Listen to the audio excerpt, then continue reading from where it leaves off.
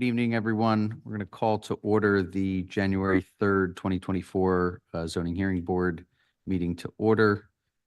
We have 4 members plus an alternate, so we got a full 5 for everyone. We're going to reorganize the board. So at this point, I will call for nomination for a chairperson.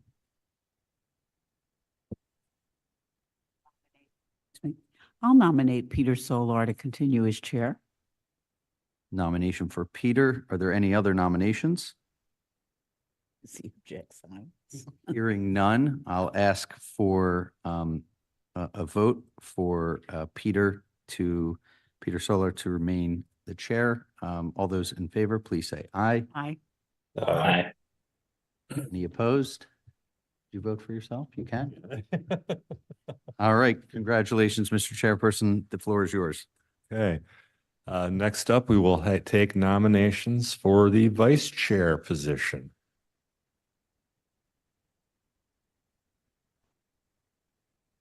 I will point out that we do have a member of the board that is not here.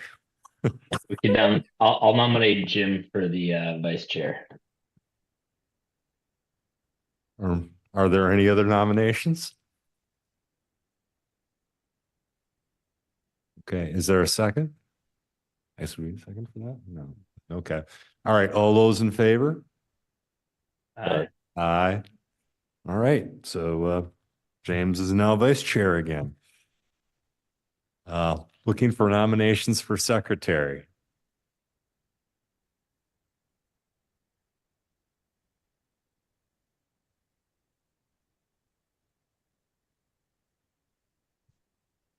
I'll nominate Judy.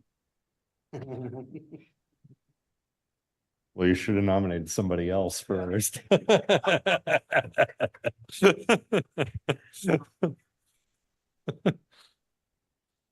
Are there any other nominations for secretary?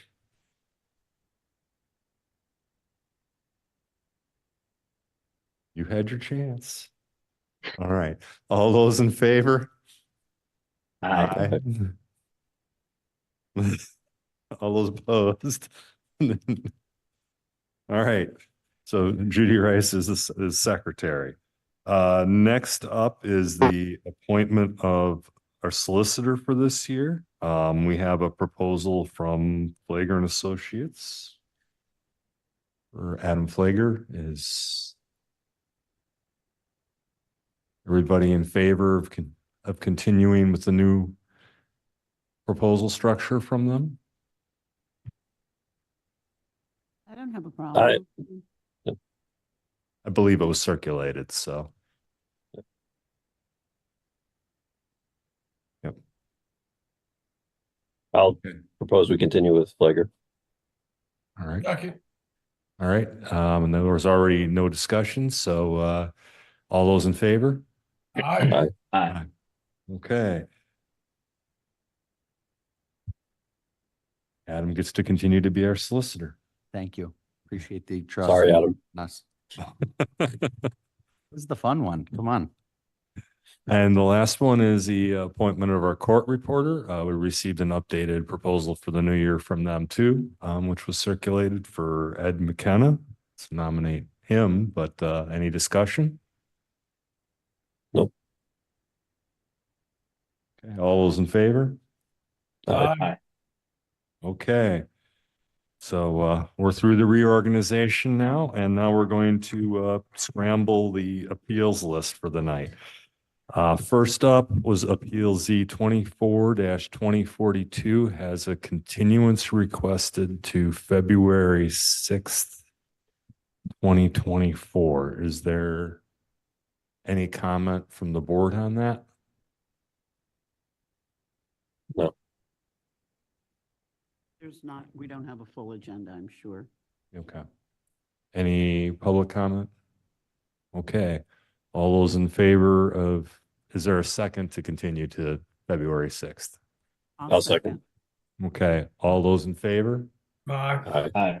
Okay. Appeal Z 24-2042 is continued to February 6th.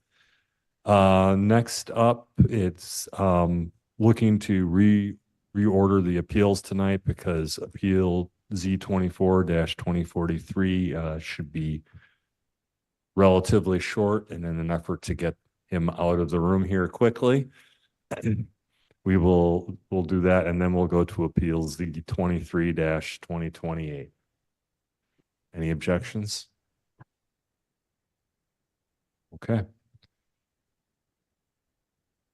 Mr. Patel, can you come up and state your name and be sworn in?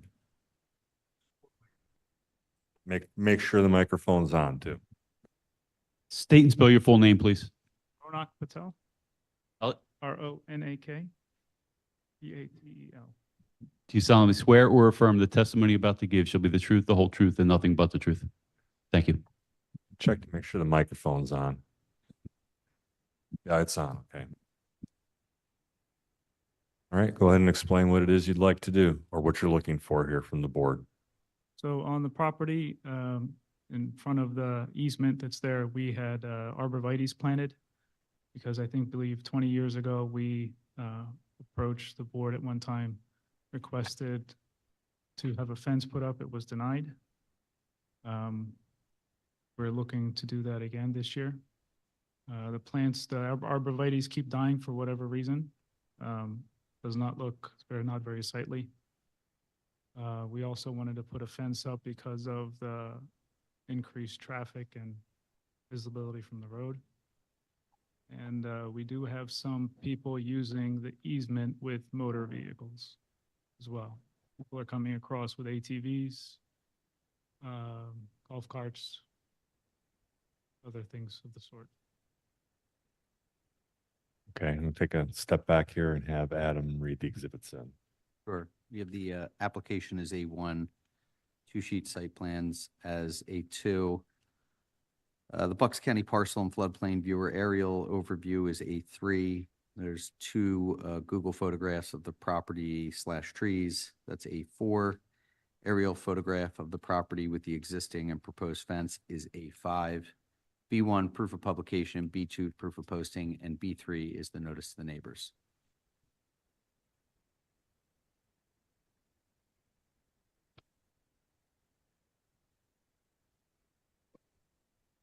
Okay, are there questions from the board?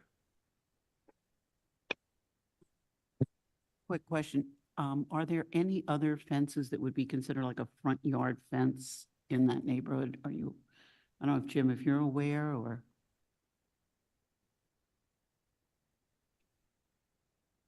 I would have to take a look.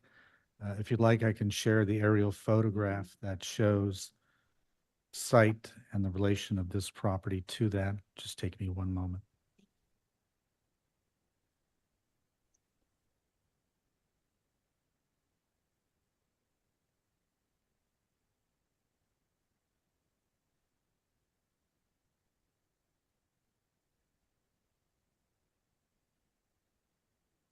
You can see on the screen, the property is at the end of Clarendon Court and backs up to Stony Hill Road. Here's the lot. Here's the lot right here.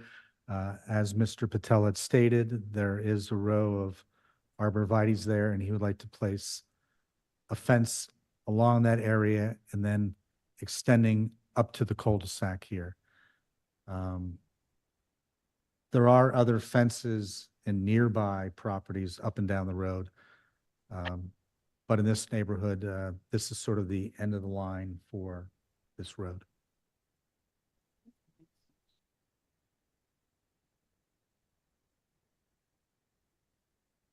Are there questions or comments from the board right now? So the motor vehicles that you said are shooting by, you said it was on the easement. So are we talking like parallel to Stony Hill Road? Parallel to where the fence, Talking to the microphone, please. sorry, parallel to take it where the after. fence is proposed. Perpendicular Okay. to Stony Hill.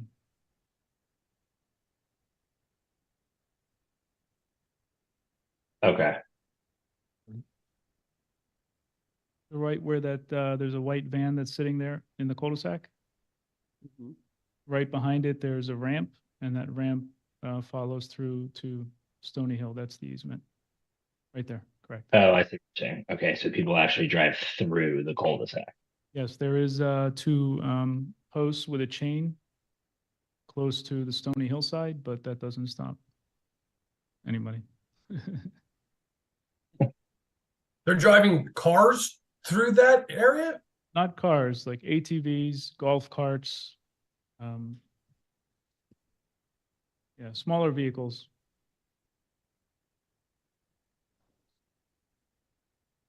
I have a So call. from your images, you want to put a fence along the red line. The yellow was already installed, correct? Yeah, can we go back to that picture that we just had up? Sure.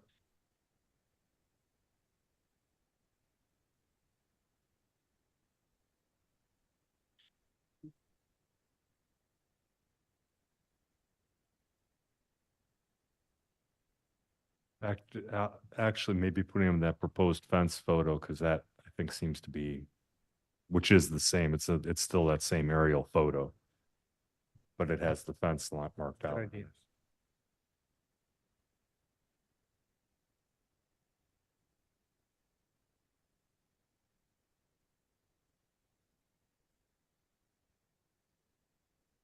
And here's a similar view, just rotated 90 degrees. So the yellow line is already installed. Yellow line is You just already want to add the existing. red. Yes, just Okay. the red is proposed.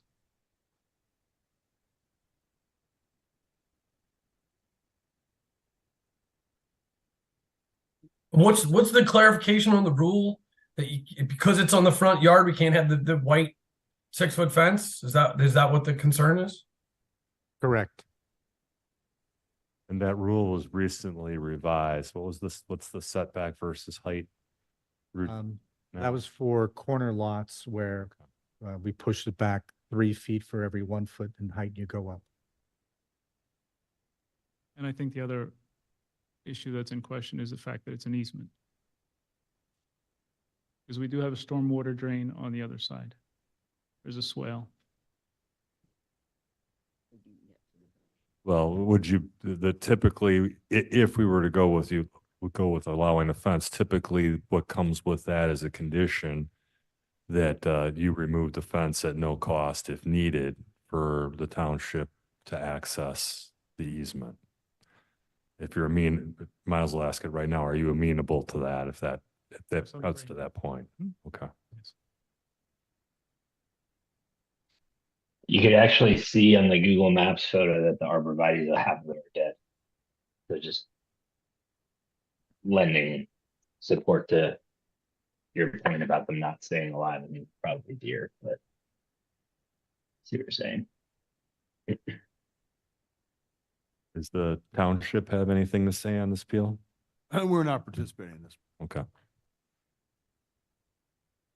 All right, is there any public comment in the room on this appeal? All right, is there any public comment online for this appeal? There's no public comment online. Okay, so it's back to the board again here. I know it's the front yard, but it feels like if you look at this picture, it feels like the side yard. Right. Yeah, you're right. So I mean, I see what he's trying to do. I Yeah. agree with it. I'll make a motion to approve Appeal Z 24-2043 as submitted, subject to the applicant removing the fence if and when the townships needs to access the easement. I second the motion. Any discussion? Okay, all those in favor? I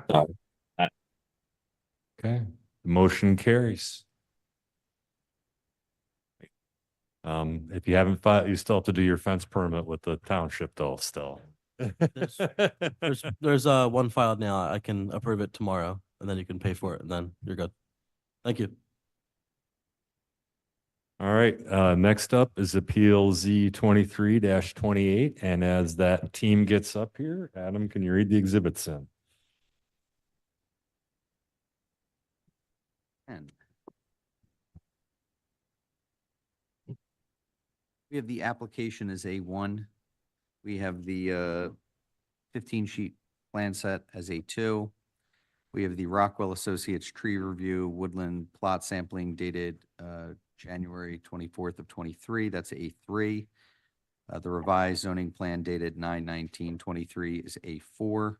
The Keystone Tree Experts 12/7/23 report is A5. B1 proof of publication, B2 proof of posting, and B3 notice the neighbors. Okay. I'll state your names for the record and Who are your witnesses? Good evening, Board. Bryce McGuigan from Begley Carlin. I have sitting next to me Rich Turchi, who's the applicant, and he will be the applicant's sole witness tonight. You solemnly swear or affirm the testimony you're about to give shall be the truth, the whole truth, and nothing but the truth. Yes, I do. Might be neat in that little. Yeah.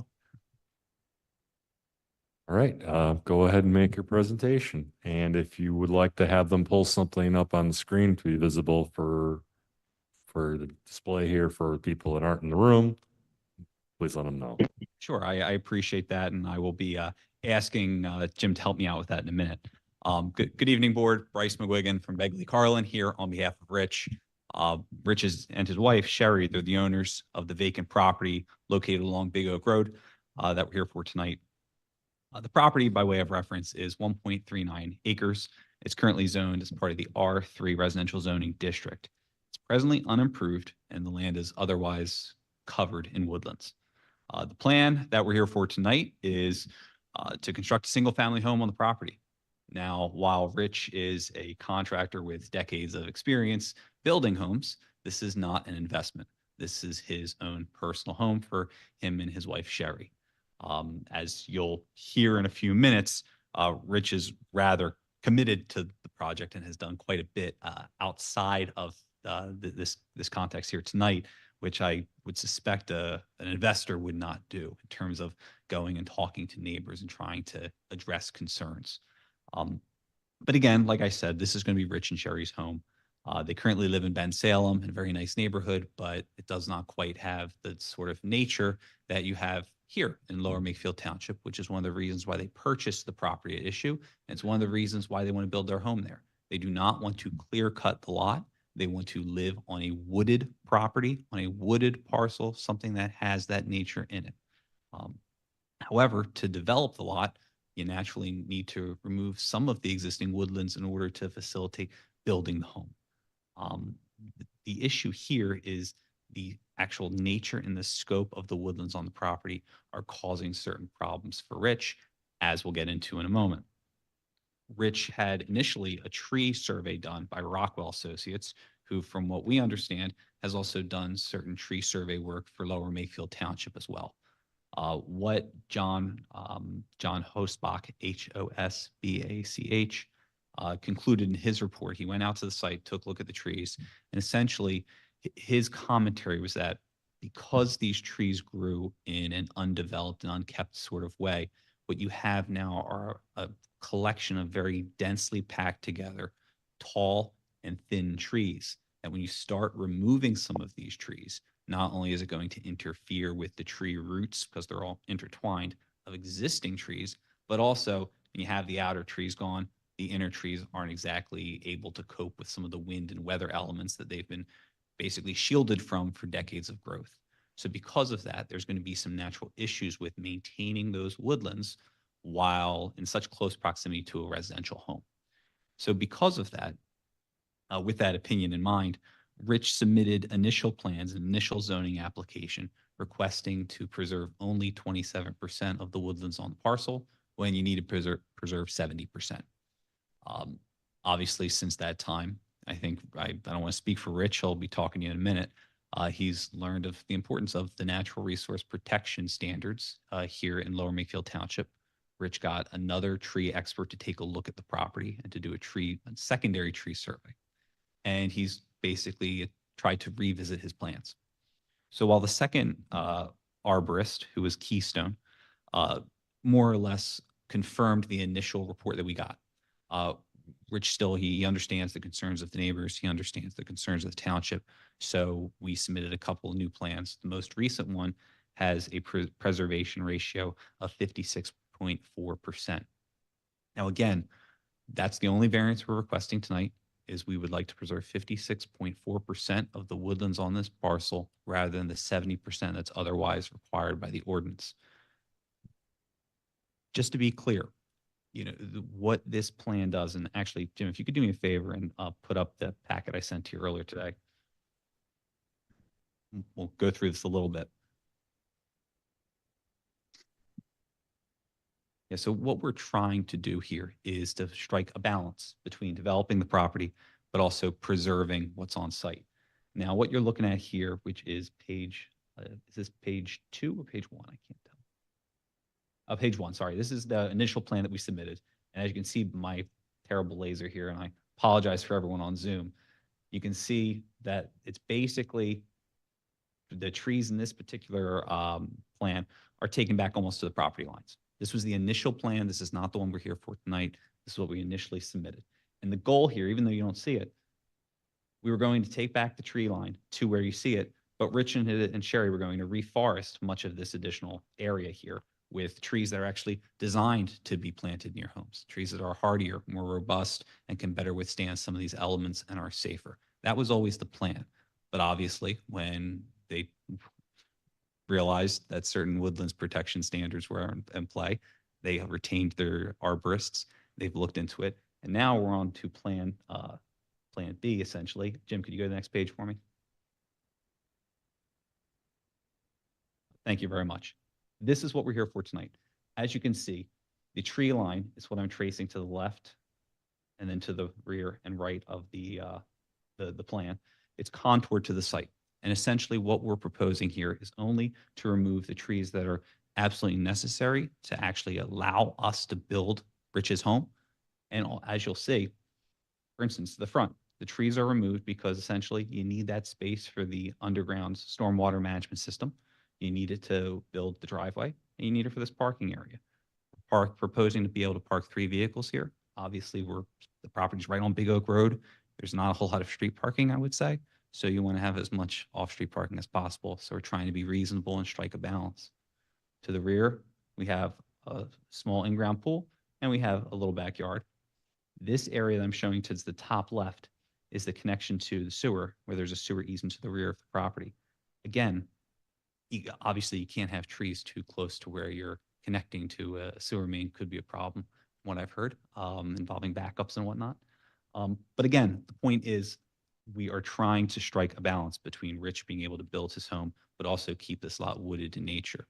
And because of the nature of these trees, the fact that they are more or less tall and scraggly, you don't want them overly close to the home within striking distance. So what we propose is to maintain this tree line that you see here on all sides of this development. Maintain that tree line, maintain those woodlands. And as certain trees likely die, and that's not going to be anything we do. That's what we're relying on both of our tree reports. As those trees die or as they become diseased or whatnot, we are going to replace those with actual hardy, like I mentioned, robust trees that are designed to coexist with a residential development. That is the goal. The goal is not to clear cut this lot. It is for Rich and Sherry to live in a wooded home. That is the goal, and that's all we're asking for tonight. We just need a little bit more relief than what the ordinance would otherwise require because of the existing lot, because of the orientation, and because, candidly, we need to abide by certain setbacks from Big Oak Road. So that's essentially what we're here for tonight. Very briefly to go through a little bit of these other documents. Jim, could you go to page 3 for me? Thank you very much. So I just want to touch on this before I turn things over to Rich to make some statements to the board here. When we were here last time, there were over 20 neighbors who were interested, so to say, in the project. Very interested in the project, which came as news to us. So Rich and I took probably about 45 minutes to an hour talking with most of the neighbors outside. And one of the larger concerns that we heard was it seems like a lot of neighbors thought that we, who own this property trimmed in green, were the owners of this property next to us to our right. We are not. That is someone else. And apparently that individual did not go through the proper process to seek relief to disturb woodlands. And what they're doing is what we are not doing. Trimmed in blue, this whole area to the right of the drawing shows more or less what the trees they have removed to build their home. Now, based on Google Maps, this is from the county GIS system. Based on Google Earth, it looks like they removed more than what I highlighted. I was just trying to be conservative and as accurate as I can. There's no real rhyme or reason to this. They just went through the site and just hacked down a whole bunch of trees. And if you're in one of these other 3 homes that border this property, that woodland border you had, those woods you had separating your property from this other property, those are now gone. That is decidedly not what we're doing. We are only removing the trees that we have to, and the tree line that we're keeping, we are maintaining that in perpetuity. And we know we'd be happy to obviously agree to any conditions or restrictions or anything like that to codify this so that future property owners years and years from now don't take liberties. We're 100% agreeable to that. But again, we are trying to do something materially different than what these people did. We also understand that when they built this home, they didn't add the stormwater management for quite a while, and that some of the neighboring property owners experienced water issues and additional accumulation of stormwater during that time. Again, as Rich will testify, he's going to do things a little differently. What I also have here are the tree reports at issue. Jim, could you go down to page 7 for me? And just so that everyone understands, I'm sorry, page 8. The trees at issue, this is a view from the floor of the wooded area skyward. So you can see how skinny, long, and narrow these trees are. Can you go to the next page for me, Jim? This is what you see throughout the lot here. Dense trees packed closely together, narrow in nature and tall. These are not the type of trees that you want within close proximity to a home. Again, we are not against trees, as you'll hear from Rich. We are just against the wrong trees. So, like I said, what we're asking for tonight, to be clear, is we would like requesting one variance for 56.4% preservation ratio. We would like there to be some sort of a deed restriction even, that we have to maintain that ratio moving forward, and that we need to maintain woodlands there, actual woodlands, which what is in Rich's mind is planned using the advice that he received from 2 separate certified arborists and using the tree recommendations that they recommended so that he can reforest this area with some sort of rhyme or reason and something that can actually be more beneficial to the area than what's there now, which is candidly a bit of a mess. So with that, like I said, I have Rich with me tonight. Rich is a longtime contractor in the Lower Bucks County area, Lower Bucks County resident, building residential commercial structures. Rich is highly committed to this project because, again, it's personal in nature. This is for him and his wife. Since the last hearing where we continued this matter here in person and spoke with neighbors outside, Rich visited approximately 15 to 20 of his neighbors in the neighborhood to the rear of his property to discuss with them their concerns, to discuss his development with them, answer any questions that they had. I'd like to think that that's had some sort of a positive impact, because while I know that there are some neighbors here with us tonight, we're obviously, we'll be more than happy to answer any questions and discuss any issues that they have. It's a lot less than the 20 plus who were here before. So Rich has done done some work in terms of trying to make it so that some of these individuals get their questions answered and don't have to waste time out of their night coming here with us this evening. But I'll let Rich talk to you about that. Again, thank you for your time. And Rich, if you have anything to say to the board, I think now's a good time. Good evening, board. My name's Richard Turchi. I own Turchi Construction. We're based out of Bensalem. I've been in business for 33 years. I'm a working boss. I'm on every job. I don't run my business out of the office. I'm in the field. I need to have my hands on everything that I build or remodel. With that said, I want to touch on Bryce's, the original plan that we came up with when I talked to my wife. And as Bryce said, we reside in Bensalem. When we were deciding to build a home, our own home, and move, we chose Lower Makefield Township. I've done a lot of work in Lower Makefield Township and we love it here. Little congested for us when I moved to Bensalem when I was 16. Very congested now. It's a lot different than when we first moved there. So as the kids grown and everybody's out of the house now, we're empty nesters and we're gonna, what you call, downsize. So I thought we were gonna downsize. This is what we chose. When we were looking for a property, we looked at probably 10 properties. And when the one on Big Oak Road came up, my wife drove by it and fell in love with it. She fell in love with it because it's a wooded property. We love trees. We love privacy. So with that said, I got 4 children. I got 6 grandchildren. Here's what I'm asking from the board.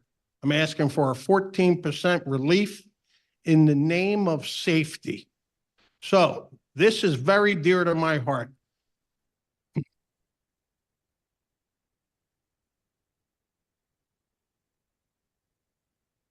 Bear with me. I didn't want to go here. When I was 14 years old, had a tree come down, hit our house, severely hurt my brother. So I don't want that to happen here. However, when my wife and I looked at this property, we said 26%.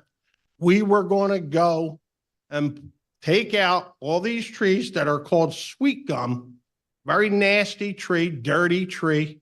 It's going to clog my stormwater. Everything that I do on this property is going to, if we leave these trees as they are, it's going to be nothing but a disaster. So when I talked to my wife, I said, yo, let's leave 26%.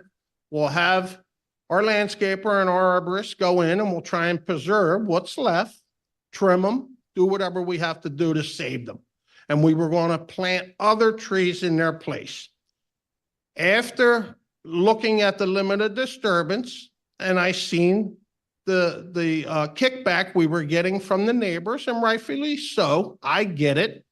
Because again, as Bryce said, the guy that's building the house to the right and the left of me, I have nothing to do with them. I know Prime Builders. I know George K., but George is not building my house. I'm building my own house. This is what I do. So with that said, when I said to my wife, listen, let's try and preserve what we have. So that's what I'm asking for, 14%. When I'm done, I'm going to have my arborist go in, manicure, clean, whatever you may call it, fertilize and save what's there, and we're going to build from there. So when I look at this property and I see all the concerns of the neighbors, and I get it, because if I had to look at that property that's been under construction for a year and a half, I don't know that I'd be too happy with it either. And it is an eyesore. And what I told the neighbors, and I'm going to tell the board, here's what I'll tell you. If you read my reviews and you look me up, the one thing that you'll hear repeatedly is integrity. When I tell you I'm going to do something, I do it. So what I told the neighbors was from the time the bucket hits the ground, 4 months' time, I will have grass growing on my property because I'm not running my business out of the office. I'm there and I'm pointing the finger. So with that said, a couple things I want to address. I've been involved in about 8 tree strikes in my career. One of which that was no more than 2 years ago, Makefield Township, tree came down and took the family room out of this property. Known the people, did a lot of work for them in the past. You hear the story all the time. Jeff got up to get a soda during the Eagles game. Tree came down, took out the sofa that he was laying on. So that's one instance. Another instance is not more, I think it was about a year and a half ago in Southampton, tree came down, 2-year-old boy right here playing in the yard, tree hit him and killed him. Maybe 2 years ago in Upper Dublin, tree came down, hit the house, killed the wife, severely hurt the husband and 2 other family members. This is what I'm trying to avoid. I do not want this to happen. So this is the only reason that I'm trying to back these trees up away from my house. I don't want to build. And listen, we're not talking about, an apartment complex or a townhome. We're talking about $1 million homes that are going to be erected on these three properties. And I'm sure all three are going to be very similar, and they're all going to have the curb appeal that I think Lower Makefield Township is looking for. Even though I'm sure that the one to the left and the right of me, if my plan is granted, I'm sure that my home will be built before these two are even finished. So with that said, I really, this is close to my heart, and I told you why, and I apologize for me losing a little. But anyway, that is what I'm seeking. So when I originally submitted for my permits last November, and I'll tell you, I pulled permits in every township there is in Bucks County. I've never been through something like this. So when I submitted for my permits and I got denied, and rightfully so, because I was asking more than the limit allowed. So when that happened, I said, okay. And I didn't hear anything for about 8 weeks. And I said, you know what? I'm going to try and build it within the limits. When I had my engineer design that and I seen that these trees were 15 foot off my property, I said, you know what? I got to talk to somebody, and I hired John Rockwell. Keep in mind, John Rockwell, I have never had a dealing with John Rockwell in my life. Didn't know him from Adam. Got a referral from a tree guy that I know, and I said, yeah, I need an arborist. He recommended John Rockwell. Never met him. When John came out to the property, I told him what I was going to do, that I wanted to build my home, and I wanted to make sure that it would be safe when I do build my home. And when John came back with his report, and I read the report, it was very scientific and to the point. And I said, it's what I thought. So I submitted this report to the township. Didn't hear anything for another 8 to 10 weeks. Finally got a reply. When I did get the reply, I was told, we don't know who John Rockwell is, and nor do we understand his report.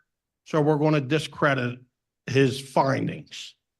And listen, I want to touch base on this, because a trickle down the lane is very serious. What I heard, right, and I'll tell you, whoever said it, it's not a bit right. I heard that it was implied that John Rockwell fudged his report for monetary reasons, right? Just to get paid for the report. Here's a company, a guy that's been in business for 25 years. And to think that somebody would say that about a guy that's been in business 25 years and jeopardize his company, that he would jeopardize his company over monetary numbers, it'd be like somebody saying the same thing about me, and I would be flabbergasted to hear that. So when I heard that, I started laying in bed and I was thinking, and I said, you know what? And it goes into the back of your mind, and I go, is that possible? Did this guy fudge his report just to make a fee? So then when I thought that, I said, you know what? I'm going to have another report done, and I had it done by Keystone. Herb Hickmont, been in business, probably been an arborist for 40 years. Again, know nothing of Keystone, nor do I know Herb Hickmont. Ever met any of these people in my life, called them out of the blue. An attorney gave me his name. That's how I got hooked up with this guy. So when I called Herb out, I said, Herb, here's what I want you to do. I want to take a look at my plans. Here's what I'm going to do at the limit of disturbance. Tell me if I can build my house here. Keep in mind, because I want to know, I never said a word about John Rockwell to Herb, to Keystone. So Herb gave me his report. And when Herb gave me his report, it was very to the point. A 2-year-old could read it and understand it. That's how clear he was with his findings. When I looked at this, it mirrored what John Rockwell had already said. So when I heard that from Herb, I said, wow. I said, I had a report done, and he says the same thing as you. And I told him it was John Rockwell. Herb proceeded to tell me that he did a report at 1101 Big Oak Road. That guy is going to build 5 homes. And when Herb did that report, he said the same thing. Township said, you know what? We don't like what you're saying. We're going to discredit your report. We're going to hire our own expert. I don't think I need, you guys know where I'm going. You know who the expert was? John Rockwell. Now, I just found this out. Again, a little unsettling to me. I get it. We want to preserve a tree. Here's where I'm going to end my argument, and it's not an argument. Let's not save a tree to give a life. Because I'm telling you, in both of these reports, what it says is not if it's going to happen, but when will a tree come down, take out this house, or God forbid, kill one of my grandkids. So what I'm begging from the board, and I know that the neighbors are going to have something to say, and I'll be willing to answer anything that they ask me, because I'm a straight shooter.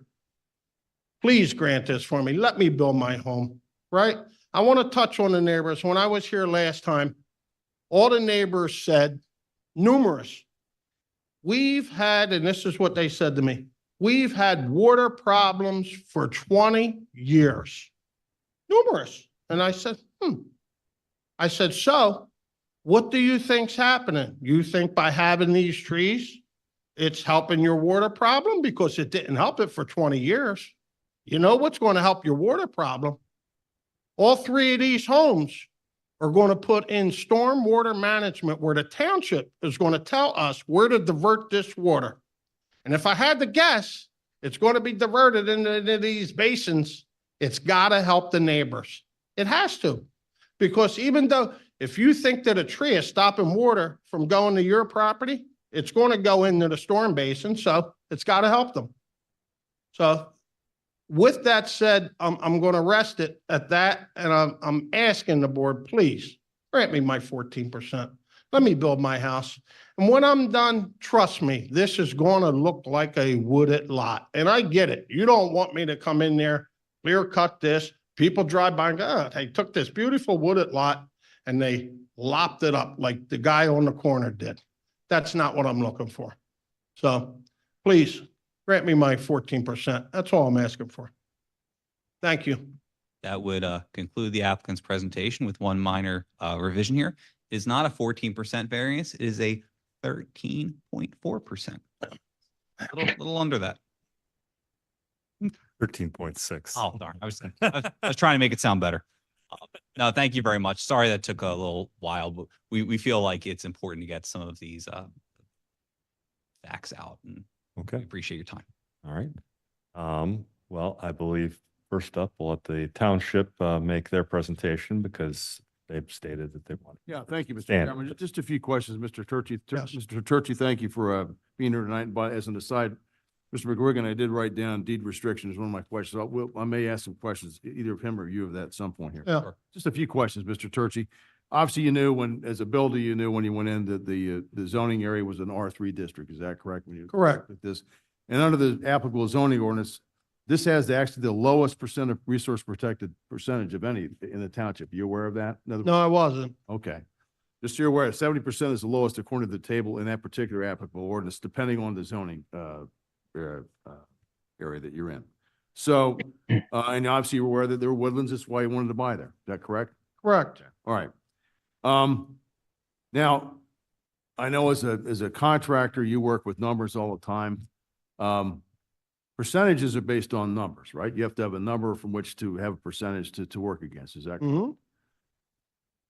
I looked at both your reports. One thing we don't have a number, like a survey number of actually the number of trees that qualify here. So I guess my question is, how do we know where you get that percentage based upon what your plan shows? The percentage as far as what?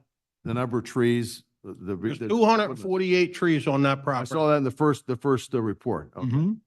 So, I don't see in the second report how that number works against that total number of trees to get the percentage you're requesting. That's why I'm asking. I I don't know how to answer that question. I'm not an arborist. Okay. What I do know is it's 248 trees.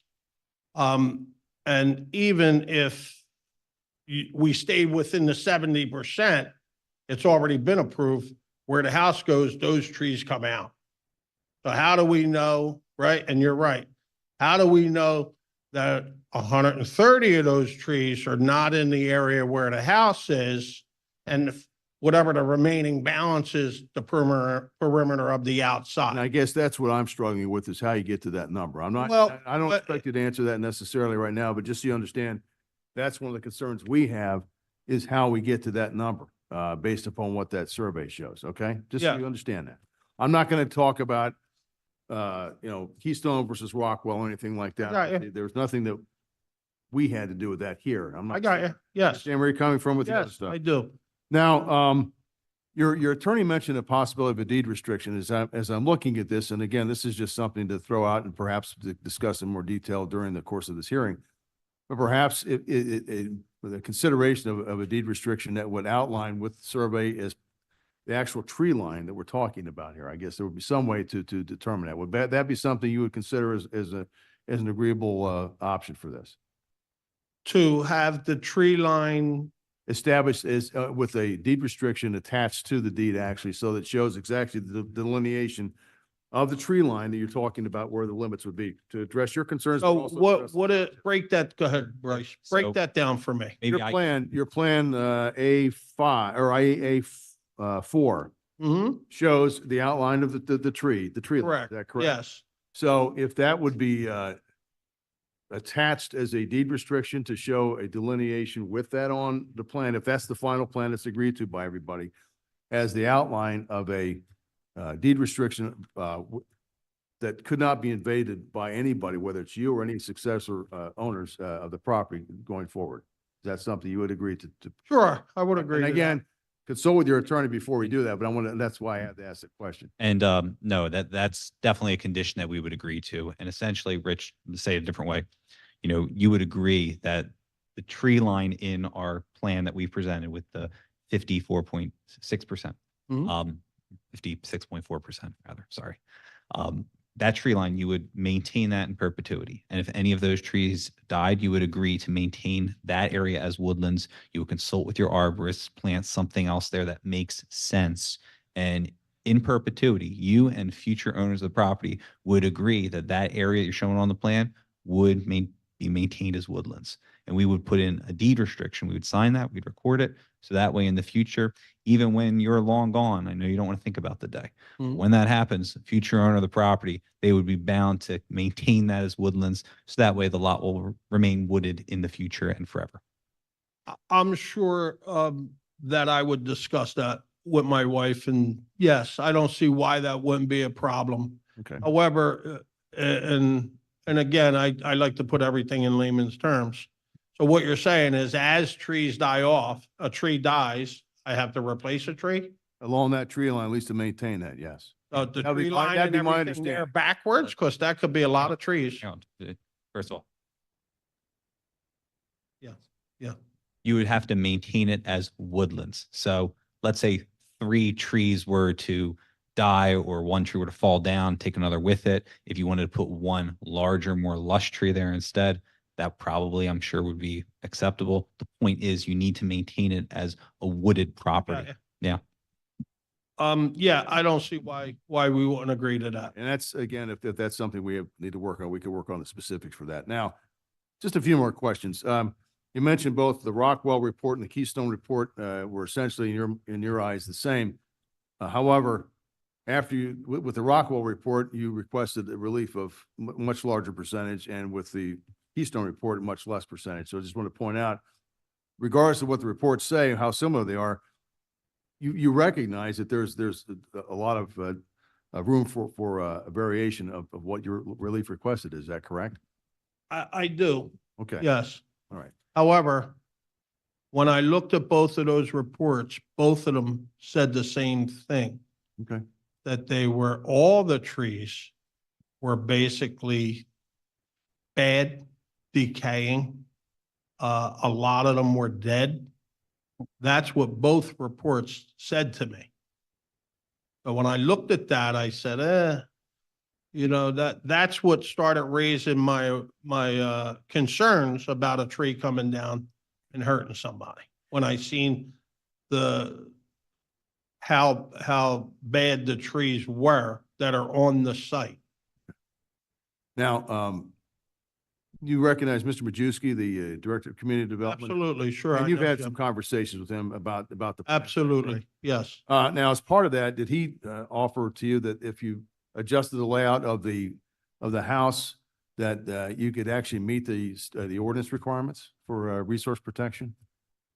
Jim did talk to me about that. However, when I did see the little sketch that Jim gave me, the trees were still right on top of the property and we're back to, God forbid, it coming down and hitting the house. Now, that was just a rough sketch, but in other words, there was nothing formal again, that was something possibly that be considered. Is that correct? I did look at the 70% and I had my engineer do it at 70%. Okay. And yes, I seen it.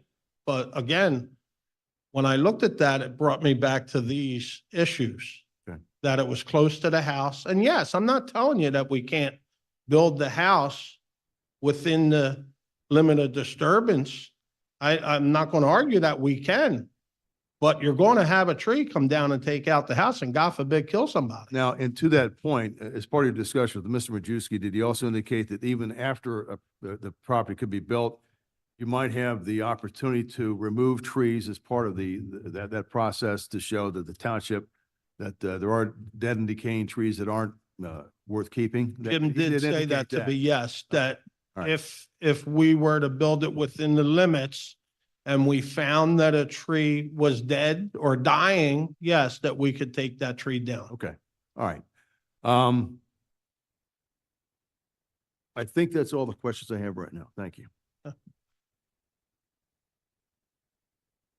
Okay, questions from the board?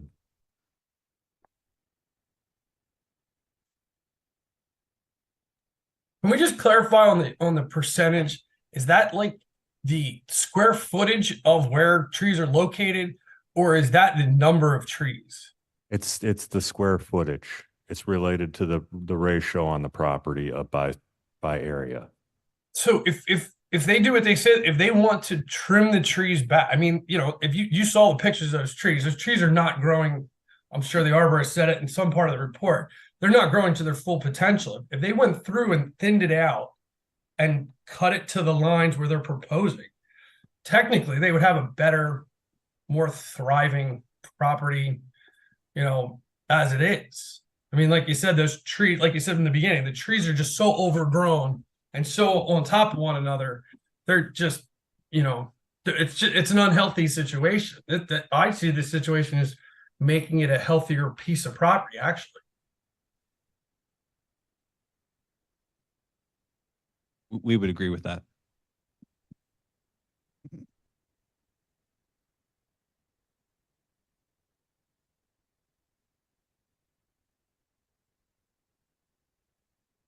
Other board questions right now? We does look like we're going to have a lot of public comments, so. Why don't we get the public comment going? Okay.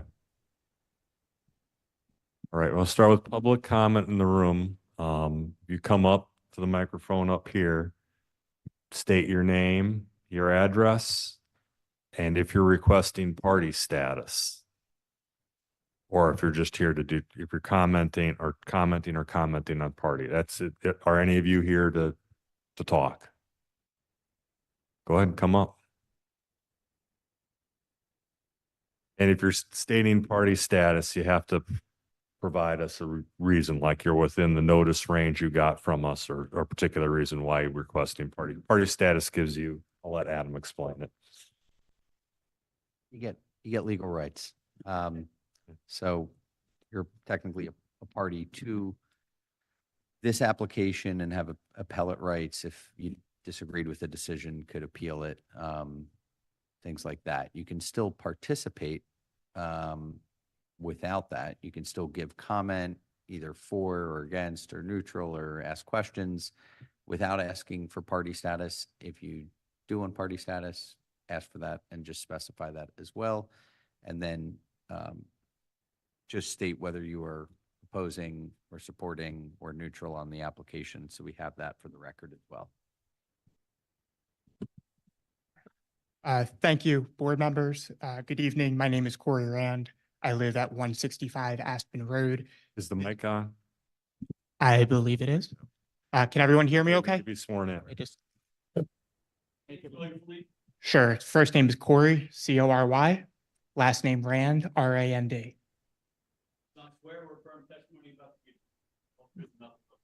Yes. As I mentioned, I live at 165 Aspen Road. This is our property, the backyard abuts to the new property at issue here.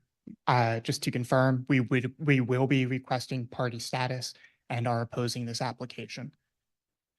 There are a number of other neighbors here today. I believe 2 months ago, last time, there were a number more. I can tell you, having spoken with all of them, the reason that anybody who was there last time is not here today is because they are either sick, on vacation, or have a conflict of interest. I believe a number may be appearing online as well. When we moved here about 8 years ago, the area behind Aspen and Big Oak was 100% wooded and undeveloped, 100%. We were told you can't build on it because A, it's protected, and B, because of the significant water issues, it's just not feasible. And those water issues are ones that we've experienced firsthand, that I've experienced, that my neighbors behind me have experienced, and that we continue to experience. The standing water in our backyards is terrible. It is frequent. It doesn't matter if it rained within the past few days or the past few weeks, or in many cases, past few months. We've graded, we've regraded, we've installed French drains. It only does so much, and eventually we're dealing with standing water. It's gotten so bad that my next door neighbor literally will not let their children in the backyard unsupervised because they consider it to be a drowning hazard. It's bad. We have pictures that we are happy to share with the board as well on this. The removal of the trees at issue here is just going to make this worse. It's already happened with the property next door to the applicants. And again, we understand that they are unrelated. They are not owned by the same person. But since those trees have been removed and that lot was cleared, our water issues have gotten significantly worse. Our understanding is that stormwater drain was installed. It has done nothing for the properties on our side of Aspen Road. We need the trees that are back there. Maybe there are some that are decaying, dead. We have no issue with those particular trees being taken down as needed. But those trees provide canopy cover. The roots help with the water issues and the drainage that we have. And every time another tree gets taken down, it's that much more water that's coming into all of our backyards.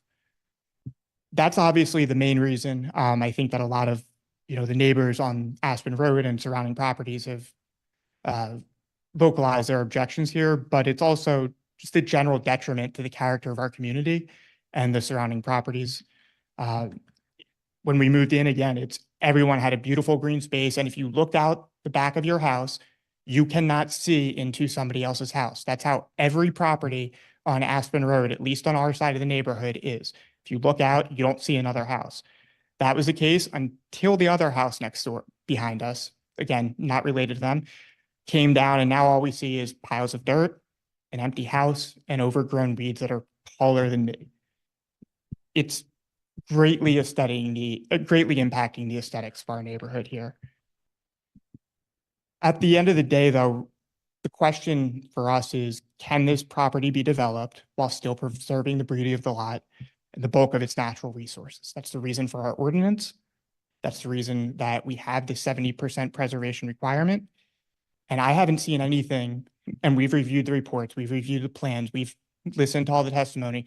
None of that says that this property can't be developed without a variance. None of it says that you can't build on it without this variance. You look at I believe it was the Rockwell report, he's not here tonight. The Keystone Tree report, the more recent one, he's not here tonight either. So we can't ask him any questions, but take a look at it. Mr. Turchi said, these were so straightforward, a 2-year-old can understand it. I agree. The reason a 2-year-old could understand it is because they say almost nothing of substance. There's nothing in them. They don't look at all the trees on this property. They say, hey, here's a picture of a few of them. These are in bad shape. There's a bunch of different types of trees on the lot. Some of them are fine. Some of them aren't good. We think you should you'd be able to take everything down. None of them say you need a variance, though, to be able to build on this property. None of them say it can't be developed in strict conformity with the current zoning ordinance, which, as Mr. Truelove pointed out, is the most lenient of all the residential zoning ordinances in Lower Makefield Township. There's nothing unique about this property, about its characteristics. You're not being deprived of economic use of the property if he's not granted a variance here. He can still build on it. There's no undue hardship. And if to the extent there is any hardship period, that's existed since the moment he purchased this property and since they decided that this is where they wanted to build. But it's not practically useless. And these are all the standards for the grant of a variance here. Our lot, for reference, my lot personally is 0.33 acres. Their lot is, I believe it's 1.39 acres. We don't see or understand why you need to be able to tear down 45% or approximately 45% of the trees on that property and its natural resources in order to build, I believe it was 0.14 acres or 6,200 square feet of impervious surface is what they're looking for here. We don't understand that. There's been no basis or justification for it. We noticed that they want to put a pool in.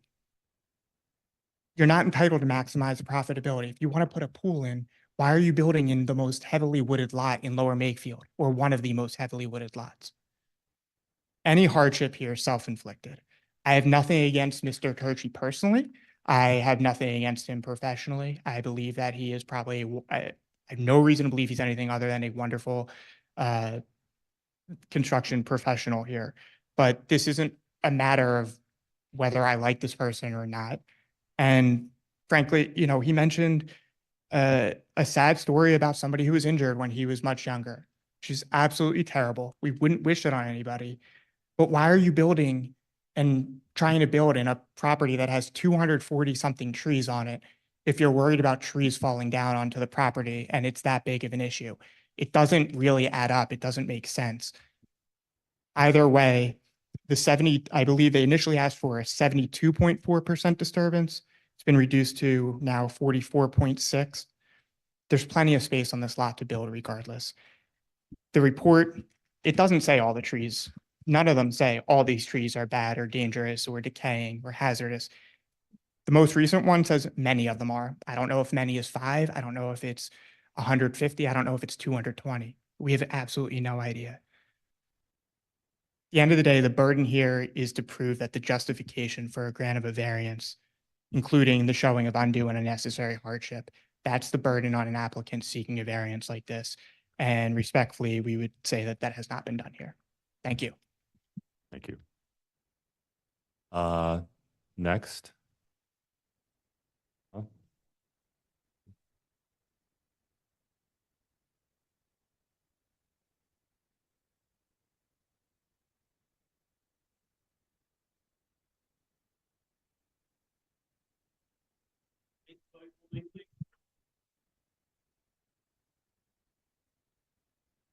Yes. Can you hear me? Is this on? Okay. Emil Lester. Yes, Emil Lester.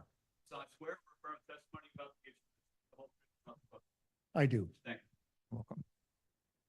Emil Lester and my wife and I, Gail, my wife and I moved into 177 Aspen Road. We built the house essentially. We moved in 37 years ago this month.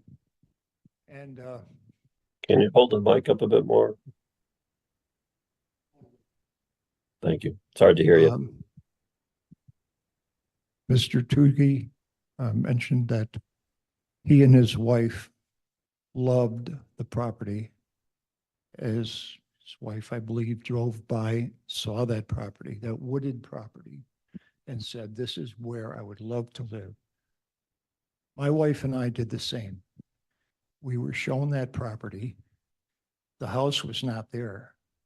And we said, yeah, this is where we want to be. At the time, we did not consider property taxes in Lower Makefield as the most important thing in our life. We just loved the area. So we have been there 37 years, and we have suffered with water problems in our yard for 37 years. We've done everything we could think of and that we could afford to fix the property, to fix the problem. And we've never succeeded 100%. If we had a drought, we might not see a lot of water for a long time. But other than that, we do suffer with water. I was going to call it an exhibit. I have some photographs here, if I could submit them, or if anybody would like to see them on the board of some water problems that we've had. I don't want to go into that. What I would like to say is this. Diversion of stormwater is proposed around the Turkey's house in the blueprints. When Mr. Turkey grades his property, he will not direct the water toward his house nor his in-ground pool, but away from these structures. Thus, the water is going to be directed toward our property, not intentionally, of course. We already have the standing groundwater in our backyard, and we would like to know what our township is doing to assure us that this will not, that is the construction of the proposed house and in-ground pool, will not worsen our existing standing water problem. I thank you for your time and your attention. Jim, if you want to address that briefly, just so everybody understands the new development applies to every piece of new construction and impervious surface area in the township. All new construction that's done in the township required to provide stormwater management on their lot or in the vicinity. This proposed house is proposed to have an underground seepage bed, which basically is sort of like a big French drain. They dig down 3 or 4 feet. They line it with a fabric so that soil can't migrate in. They fill it with clean stone. That water is piped to that so that water is stored between the pores in the stone and is stored there during a storm and can slowly, in this area, very slowly, seep into the ground and not impact runoff on adjoining properties. So that is something that is required to be done for all new development. I understand, and engineering is not my field, so I can't really ask the questions I'd like to in a meaningful way. But I think this particular structure is like 24-inch by 24 inches. Is that correct, or am I incorrect? I thought I read that on the blueprint. No, I think that's one of the inlets that they have in the yard. So okay. they will grade the yard and then have smaller 2-foot by 2-foot drains that then will be piped into this much larger bed, which I think is probably about It's 20 shown as by 50 50. feet by 30 feet by 4 feet. So it's a pretty substantial amount of space. If I may, Mr. Lester, so the board knows this was page 2 of my PDF, which was the current plan. The seepage bed is going to be in the front of Rich's house, so it'll be on the opposite side as your house. So we're going to direct all the water from our site into that seepage bed, and slowly over time, it'll drain into the surrounding soil. That's the plan for stormwater management, in addition to whatever the pool holds, which also we have to consider that is technically impervious surface per the township. And for the record, that's Exhibit A4, is that correct? Yes, sorry, Dave, thanks. So that's what we're proposing to do with stormwater. We understand your issues and we're trying to help with whatever way we can. Oh, use the. Excuse me. Are you saying then that that the grading of the property would be such that in the back, it would be graded so the water would flow toward the front? No, so the area around, actually, maybe, or give me a sec. Jim, could you do me a favor and put up the page 2 of that PDF I sent you? Maybe, I think Rich will probably be better to talk about the mechanics of this a little bit. We're going to put it up on the big screen so you can see. So what'll happen with the property is that every downspout, every gutter will be tied into this system. And it will be diverted to that. And I believe, if I'm not mistaken, it's a 20 by 50 seepage pit. So everything that comes off of the house and the neighboring houses will have their own seepage pit. So any water that is accumulated from these properties will be diverted to the seepage pit. So in return, in reality, the water issues that you're having should lessen. However, all I can tell you from a construction standpoint, you must be talking to the wrong people, because if I sent my crew in there to take care of a French drain and you were having a water problem, you wouldn't have a water problem again when we were done. So you must be hiring the wrong people to take care of your water issues.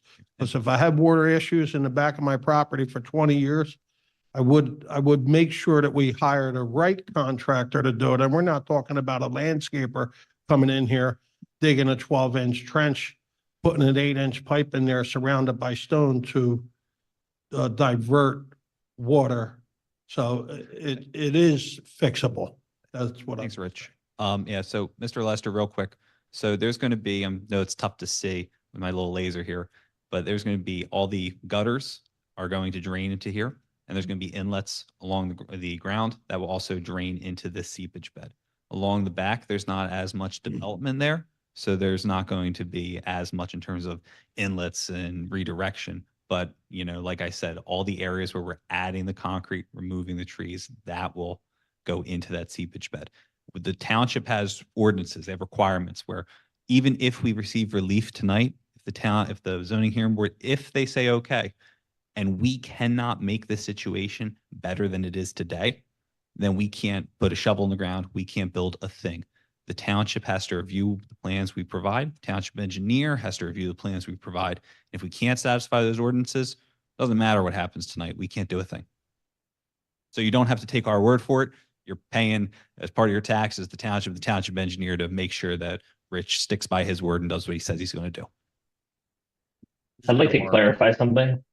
Quick question. The 20 by 50 seepage bed, is that large based on cutting this down to 56.4%? Like, This is Peter. I'm going to jump in. It's based on impervious surface, so it's not the trees, it's the pavement, it's the house, it's anything that's going to shed water. And Jim can add more detail if necessary, but that's generally what drives it is the square footage change in impervious, and every square foot of impervious here is added. okay, so it's not a situation where, like, by removing X percentage of the wooded area, that has been scaled up or something like that. That's the appropriate sized seepage bed given the impervious surface. Okay. Yeah, and if I might clarify, since they've been modifying the plan, we haven't reviewed in great detail their proposed stormwater management. But the stormwater management will take into account the change in the cover conditions from woods to grass, because woods theoretically absorb more water than grass does. So that will be taken into account in the calculations ultimately when we do review it. And if they need to make adjustments to the size of their stormwater management system, they'll be required to make those at that time. So realistically, then, based on if it is approved, the extra 13.6%, it is very possible then that seepage bed might be deemed needing to be larger to account for X amount of trees that are moving on. So that line of thinking tracks, right, Jim? I'm sorry, I didn't quite hear that last sentence. Just looking at it, their original plan had that size seepage bed. Now, I don't know how they did the calculations the first time, But if it was calculated based on their original plan and included the change in ground cover, it would be oversized if it was Okay. done correctly the first time. So there is a possibility that exists where by having, especially if it is an oversized seepage bed, that potentially just in this happening, some of the water situations on Aspen for the residents on Aspen could actually be made better. Like that's not a crazy conclusion to draw. I'm not saying it's definitely going to happen. I'm just saying that's a possibility. That is a possibility. Okay. I'm just going to mark the photographs that Mr. Lester, they were numbered 1 through 7, so we will mark them as Lester 1 through 7. Did he ask for party status? I don't know. I'm sure we got that. No. You didn't. Go ahead. That's what I'm asking. I don't know if he does. Remember when we did the initial announcement, I said, if you come up, give your name, your address, and if you want party status. You didn't address the party status at the start. I didn't address it because I don't quite understand the nature of the term. Okay, yeah, you can come up and make statements and comments, but to be bluntly, party status means that you're retaining legal rights to appeal a decision we make or participate in legally in future actions regarding this particular application. Well, Correct? As abbreviated version of saying, yeah. Correct. You don't have to. It just gives you the right to, if you want. well, an abbreviated version or an answer to that question is yes, I would like to. Okay. Without an attorney present, however. Okay, I just wanted to let the board know our feelings because with our experience with the water problem and hearing that there's a concern about the amount, the number of trees and so on, we had that concern, which others have stated as well. We want to thank you for your time. Thank you. Thank you, sir. You're welcome. Next in the audience here.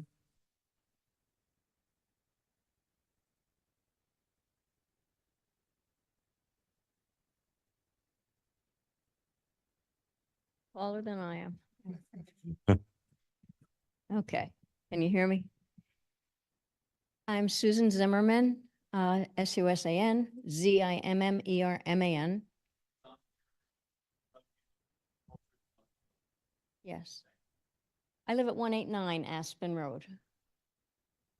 Sorry, I live at 189 Aspen Road. This is just catty corner, I guess, from the work that Mr. Turchi is going to, the properties that Mr. Turchi is abutting to. Your home, we look to welcome you to the neighborhood. Thank you. I have lived in my home also for 37, 38 years. I take great pride in my yard. I've worked hard at it. And I'd like to maintain that. My concern isn't so much directly directed to you, Mr. Turchi, Bryce, but more so the issues at hand.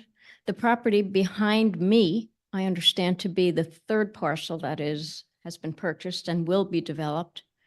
And I have heard that it's going to start soon and that they are going to clean cut the place.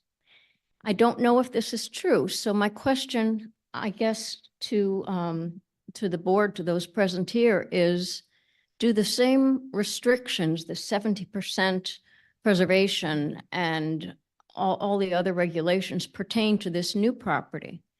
All the properties. It seems, based upon what I hear from my neighbors, that the first developer down on the corner, who set a very bad precedent, unfortunately for Mr. Turchi here, got ahead of everything, and calling in the township to come supervise and control was a little bit after the fact. And I just don't want that to happen again with the property behind me. I would welcome neighbors. There is a neighbor just catty corner afar from Mr. Turchi, but I want to know that my yard is not going to be directly impacted by any construction, that all the wooded facade is not going to be destroyed. And I'd just like to know how the township intends to be on top of that. Okay, this is only addressing this particular appeal, but Jim can comment on the overall township process briefly. Yeah, and I recognize for taking the floor here. I trust the process will work itself out for you. I am affected and staying within the rules. I appreciate them. I just want to know that I'm not going to be faced with, a difficult situation in the near future. Does Ms. Zimmerman want party status though? Should we iron that out first? Sure.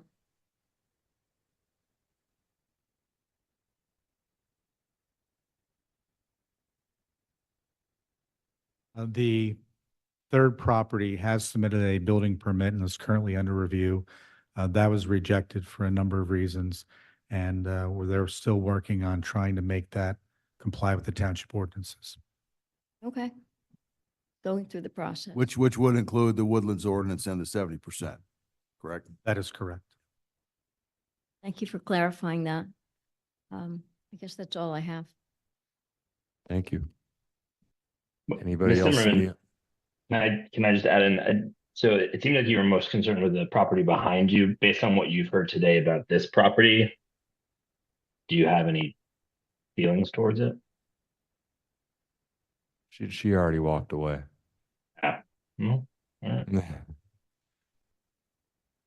But it is a fair question. She's coming back up.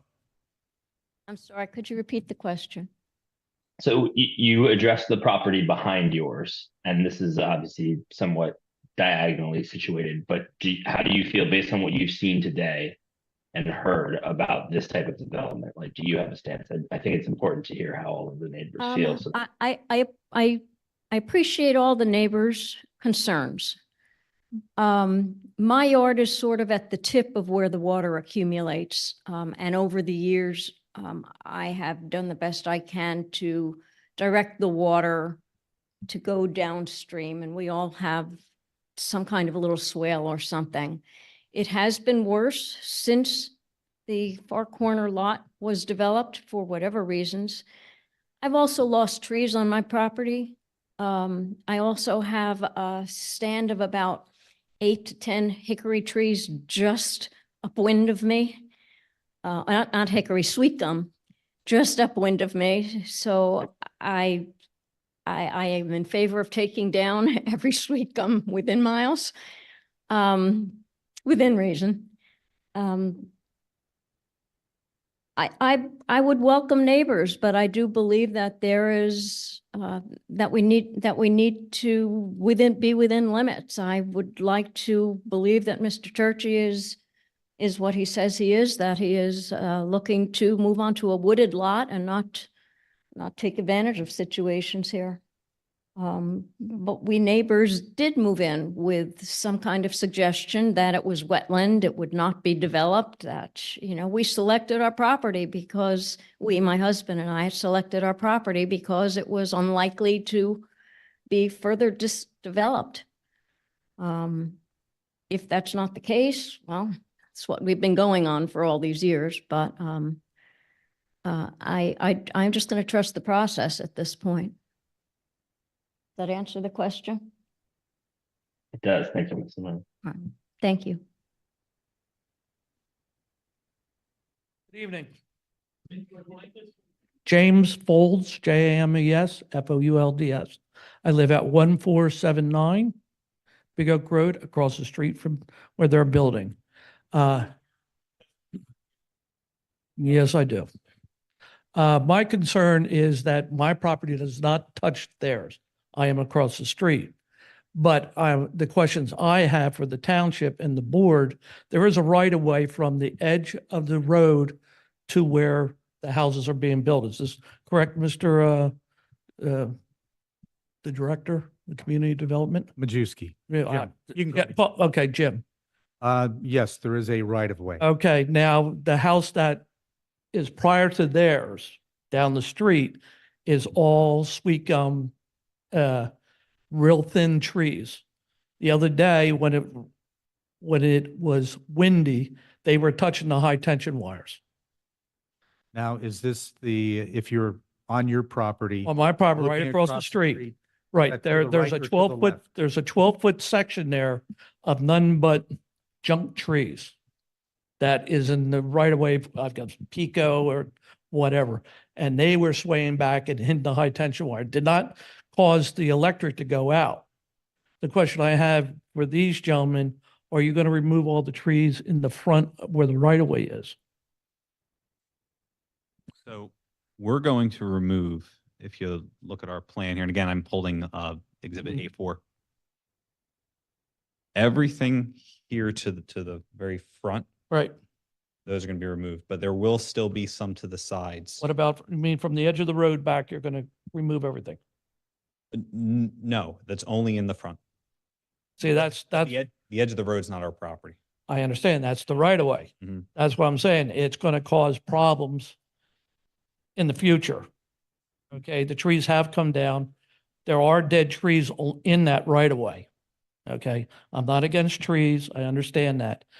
Years ago, when the Pico came through, the people that owned the property between Smith's and Banco's would not let the Pico extend all the way back to the edge of the right of way, cut the trees down. Later on, I found out they regretted their decision, but that was years ago. As to the property, I've been here for 72 years. I've known the property. I was there when I was a kid. It was nothing but farm. It was a hayfield. And the hayfield was they only could get hay off the property once a year. And that was in July when it was dry. Okay, it was that wet. Now, the township could correct me, about 30 years ago, the Army Corps of Engineers came in because there was people prior to who bought the property now did an extensive survey. I don't know if it's true or not, but they dug a massive amount of holes in there and they went 3 foot down and hit water. Okay. I know it's a very piece of wet ground, so I understand the trees and I understand the neighbor's property. My house has a cellar, not a basement. When I stand up in my house, I hit the beams and I have 2 sump pumps going when it rains to keep the water out and a dehumidifier. Now, the only other problem I have is with all these new houses, I have an old well. My well is only 18 foot deep. Okay. I get good spring water. With the development, they've already diverted with the house across the street, they already diverted some of that underground aquifer onto my side. Okay, because I've got now standing water where I've never had standing water all my life. So I know down below they have changed it.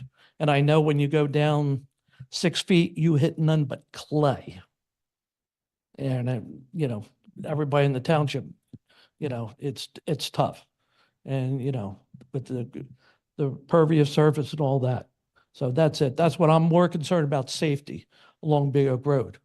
Because if they hit the high tension wires, the sewer pumping station goes out, even though they just put in a generator, but it hits that whole area. Mr. Folds, we can contact Pico and advise them of the issue with the wires hitting the trees, or vice versa. So the township doesn't have any right, no say so between what's standing over there to their property line. It's a PennDOT road. It's PennDOT, the property owner, and Pico. The only thing we could do is try to facilitate the work to be done. Okay. But I have one question for you. God bless you trying to get out of your driveway. It is, I spend 5 minutes sometimes waiting there and I get the horns and I get the high signs because I'm trying to get out of my driveway. So when you're going across the street, it is going to be, we should put a traffic light in. Thank you. Thank you. Anybody else in the room here that would like to speak?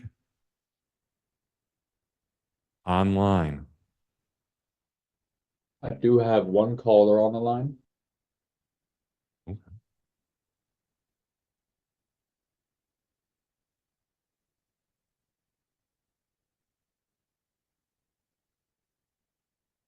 caller, can you please state your full name? Hi, Nicole Josko, Josko. I live at 165 Aspen, and I would indeed like party status. Okay, you're gonna need to get sworn in. You're gonna need to get a mic or. All right, I'm holding my right hand up. Hold on, please. Ms. Jaska, do you solemnly swear or affirm the testimony you're about to give shall be the truth, the whole truth, and nothing but the truth? I do. Thank you. Okay, you can go ahead now. All right. First and foremost, I just want to reiterate that there is not decreased opposition by the neighbors. This is a very busy time of year, as is December, and there are a number of people, including myself, obviously, who could not be there due to medical issues, work commitments, etc. My husband and I moved to Lower Makefield almost 8 years ago, and we specifically chose Lower Makefield because it still had green space. We both grew up in areas that were heavily developed. We wanted to live in an area that still protected its green spaces, and that is how we wound up here. The planet issue has been repeatedly framed as 56% preservation. That means, my math serves me correctly, they are cutting down 44% of the tree coverage on this property. That is almost half the property. I'm also not clear from the plan, it's a little difficult to tell whether that actually includes whatever clearing needs to go around the sewer line. So if additional trees need to be cleared there, I think it would actually be more than 44% that's actually getting cleared. No one is disputing that the owners are allowed to build a single family residence here. No one is disputing that there are trees that need to be cut down in order to build the house. Absolutely no one is disputing that safety is a top priority. With all that said, the story here is not adding up. A wooded lot was purchased. The owners knew that there were restrictions on this lot, and they are proposing to cut down decades worth of growth. It is a scientific fact that trees are a vital part of stormwater control. There are spots in our yard where we have had 5 inches of standing water. Cutting down trees is going to exacerbate this. I understand that there will be stormwater controls in place, but we are talking about cutting down decades and decades worth of growth in that forest. If we're talking about safety issues, we have a drowning hazard in our backyard, as do many of our neighbors. Here's what is not making sense to me.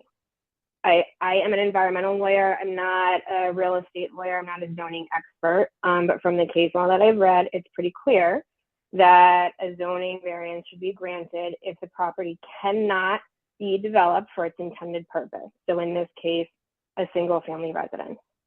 We have heard repeatedly that Mr. Turchi is a skilled contractor. He's a reputable contractor. I have no reason to doubt that. So my question is, why was the plan not developed according to the restrictions that were known? There are ways that we could keep the house and stay within the variance, I think, or I'm sorry, stay within the permitted clearance. They do not need to have a side entrance to the driveway. They do not need to have a big turnaround area. If they put the garage in the front of the house, that would eliminate a lot of the impervious cover right there. They could do a smaller garage. They do not need a pool. There is nothing under the law that says you are allowed to build a single family residence with a certain size garage and have a big driveway and have a pool in the backyard. It is nonsensical that none of the trees near the house are healthy. If safety was a concern, there would be some trees that are healthy kept near the house, and the ones that are outside of the area would be addressed. I'm sure there are some trees that need to be taken down. No one is disputing that. But this is not about safety, it's about aesthetics. It is very convenient that there's a cleared area with a pool and a big driveway, and that area needs to be cleared.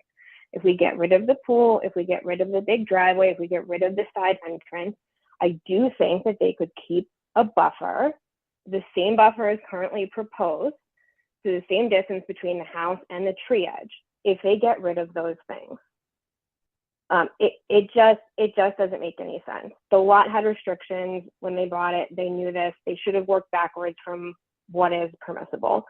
There are rules in place for a reason. It's to protect our natural resources. It's to protect the character of Lower Makefield. It's to protect the character of the neighborhood. The rules should not be bent to someone's whim to accommodate someone's plan that was built with knowing restrictions.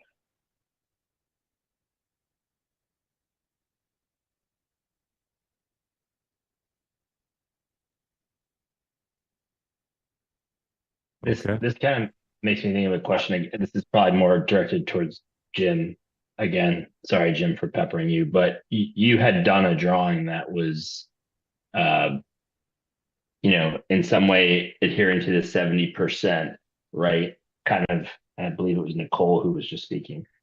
Kind of essentially what she was saying, like if you do it to what is allowed, the 70%, I guess what I'm wondering is then, let's say that scenario plays out. You build this property, you adhere to the 70%. Would it then be, if Bryce then has to come back and again says, hey, look, like either trees are falling down or there are, like he can show how this is unsafe to have it like this. That's something that can be done at a later time. That was essentially what Jim, your suggestion was, or you had at least brought that up. Did I hear that correctly? Yeah, that is something that our ordinance does contemplate, that in the event that are trees that are dead, diseased, dying, or unsafe, that they can be removed by a property owner. I did do a sketch that showed that they could pretty much build what they wanted to do within that 70%. Maybe they need a little more room around the house for safety, but probably not to the extent that they're requesting. Okay, thank you. If I may just address some of I'm sure the board has a very solid understanding of the case after all this time. However, just very briefly, I would like to address some of the issues that we heard in public comment and by some of the other parties to the case. First, regarding the actual proposed ratio here, regarding the 70% number, like Rich said, of course you can build a home and comply with the 70% ratio. You can do that. Jim drew up a rough sketch, which Rich saw. He asked his engineer to do up a rough sketch as well to see exactly what it would look like, to see if this is something that's workable. And what we found was it is not workable. You have trees at that point that are between 15 and 20 feet away from the home on a number of sides. You have trees that are too close to the backyard, too close to the driveway, too close to the sewer easement. Now, these trees at issue, we're not saying that that every tree we're removing is dead. We are not saying that at all. We're also not saying that a tree next to the house is going to just randomly die, and that's the big concern. The big concern here is exactly what was specifically in the Rockwell report, which is you have these tall, spindly trees that have developed over time in an unplanned way.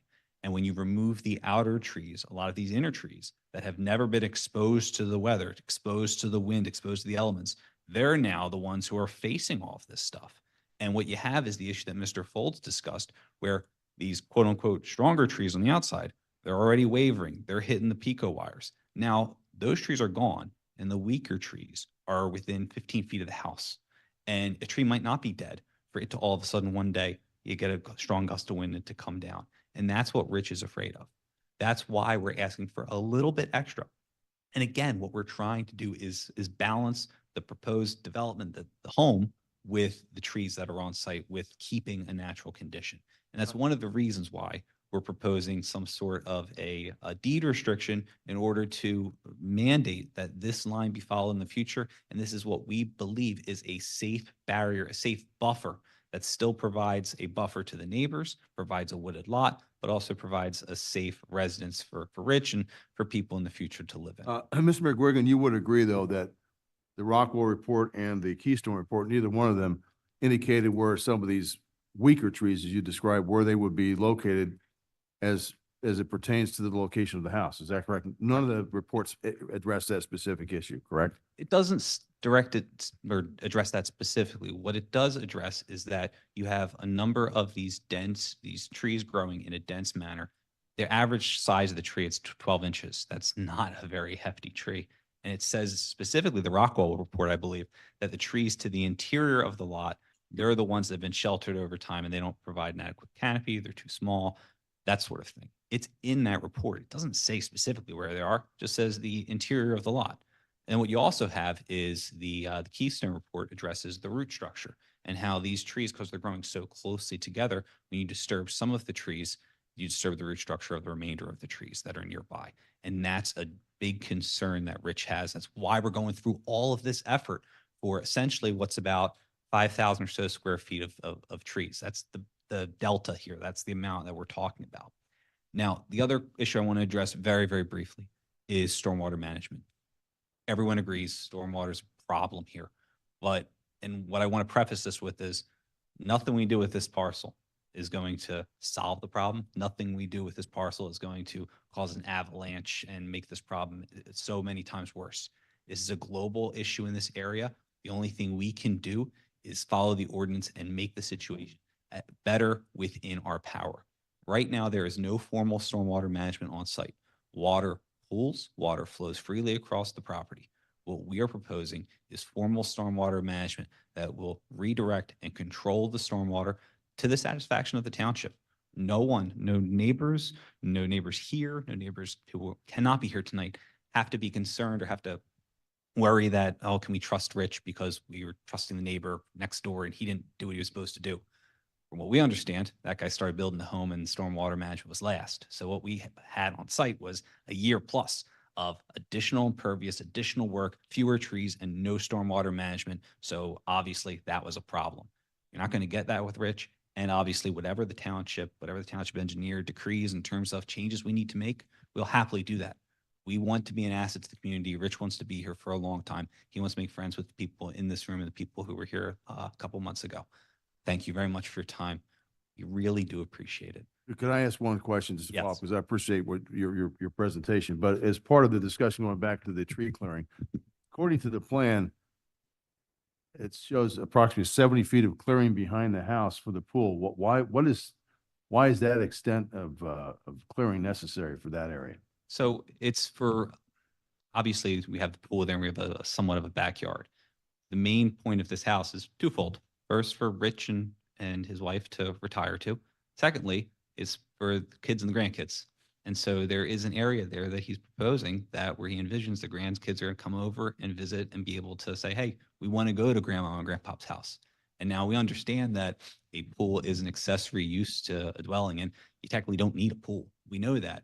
But what we're trying to do here is a house that we think will be in keeping with the community with a small pool that, again, is for Rich and his family to enjoy. And we're trying to propose a tree line that allows them to have some sort of backyard. Even if there was no pool, we'd probably still want a tree line about that size so that you can actually have some sort of a backyard. Let's be honest. You don't want kids, you don't want anybody playing around in the front yard next to Big Oak Road. And unfortunately, we have to maintain a large setback from Big Oak Road per the ordinance. So what we're trying to do is to provide some form of a backyard that we can actually enjoy. And obviously that comes with a little bit of clearance. But even if that pool wasn't there, we would still want to have some form of a backyard. And you still don't want those trees right on top of the house for the same reasons that you don't want them on top of the house from the side or the rear or the front. Mr. Majewski's proposed concept plan may have adjusted the location of the pool. Is that correct? I'm not sure. I don't think I've ever seen that. Okay. No, what Jim's plan adjusted was how we were going to put the seepage bed. Okay, all right. And the last thing I did want to mention, I know there was public comment related to the driveway, a large turnaround area. That is very important. We do need that because we don't want people backing out onto Big Oak Road. We just heard from Mr. Folds how important it is, how difficult it is to get out of there. So backing out onto the road, we need that. That's not a luxury. That would be a requirement from the township and probably PennDOT too. Can I address one thing? that I need the neighbors to understand that the back of my property, from the back of my property to the back of their property, I'm not taking those trees out. There is going to be a tree line in the back of my property that's going to separate me from them. So, what I'm saying is to Corey and Nicole, they're not going to be looking out their window at my house. Just because the neighbor, the guy on the end did that, my property's not going to look anything like that. And at the end of the day, all I'm asking for is to have a home just like all the neighbors have. All the essentials that they have, that's all I want. I know Nicole said, why does he have to have a big driveway like that? Her driveway's 3 times the size of the driveway that I'm going to do. So I'm just asking to have what everybody else has. That's why I don't think I'm asking for anything Okay. elaborate. All right. I'm sorry, just begging your indulgence, looking at this plan again. You indicate, Mr. Turchi, that in the back quadrant, you have to take trees out in order to enable the sewer line to be dug. Is that correct? That is a mistake. That is something that when I looked to purchase this property, the original easement went through the back of my house through 183 to get to Aspen Road. That is no longer in effect because whatever happened, now there is no gravity flow of sewer. It is now laterals coming across the back of the property, going down to Acorn Road, which each individual house will have an E1 system, which basically in layman's terms is a grinder pump. So it's not, that is no longer in effect. Okay, so I guess just to clarify, we have to make sure the record is clear. That's why I'm asking these questions. I'm not trying to be difficult, but so that tree line that is interrupted, for lack of a better term. Not going to be there. So that would gonna continue stay. to be connected at that area. Correct. That, let's just erase that out of the All right, equation. okay, and I guess that if there's any consideration of that tonight, that would have to be part of any motion tonight. Yeah, And just to because clarify for the record, that's on Exhibit A4, the back left quadrant as you face the item, and it shows where the entrance for the sewer easement would not be necessary based upon the statement of Mr. Turchi, and would then that tree line would continue where it is otherwise broken for that purpose. Yeah, Right. and obviously we apologize for not having an updated plan to show that. We would request that if the board is inclined to provide any relief tonight, that would be conditioned on us providing a new updated plan with that amount filled in and with the percentage appropriately updated. That can be we would submit that can be per the approval of Township Zoning Office upon their review. So instead of cutting through the back, you're running down the Big Oak property line? I'm sorry, could you repeat that for me? Sure. So instead of where it's being shown, you get the low pressure force main cutting towards the rear of the property. It's now going where? Towards the front? No, it's coming That's across continuous the tree line back back? of the property. Coming directly across the back of the property. Why don't we put the plans up so we just look Yeah, at them please. instead of talking about them?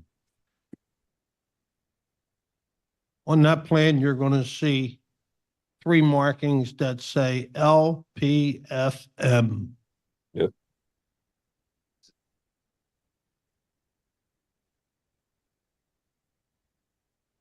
So is this plan accurate as shown, or is it not? It is accurate except for the easement that's going through 184 that you see. So basically the LPFM are laterals that are going to tie to a grinder pump and it's going to shoot out to Acorn Road. And those laterals will be done as a directional drill. Give me 1 second here.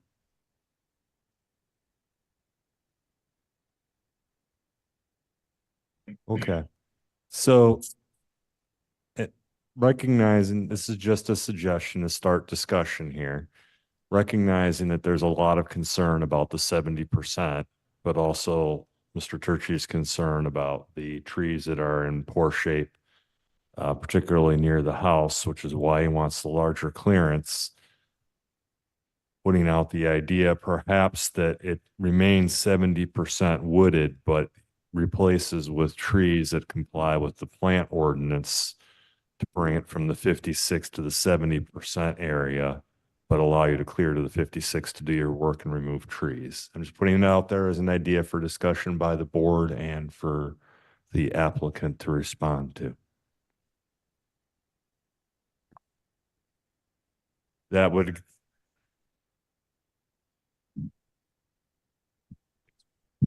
You would allow me to clear it, but I'd have to replace to get me back to 70%. and you obviously, as just discussed, there's that large area in the front of the house facing Big Oak, for instance, or perhaps the sides along the driveway. You cleared it to do the work. You've gotten the trees away from the building, representing your concerns about safety in that, but then plant back new trees as both of your arborists have suggested, and as per the township native plant ordinance, with plants that are be more appropriate or a better mix than what you have right now in the area that's cleared, to get us back to 70% woodland. Yes, I would be willing to do that.